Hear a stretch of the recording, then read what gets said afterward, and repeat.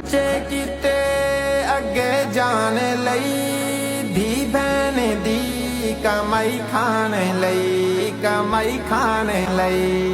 खर्चे कीते अगे जाने लई, धी बहन दी कमाई खाने लई, कमाई खाने लई।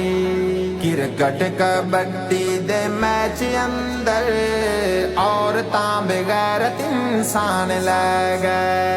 क्रिकेट कबड्डी दे मैच अंदर औरतां बगैरत इंसान लै गए।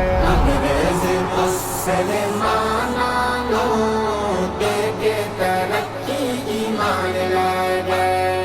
बेपर्दा औरतां करके मुस्लिम दी इज्जत ते शान लै गए। इज्जत बचाए अपनी,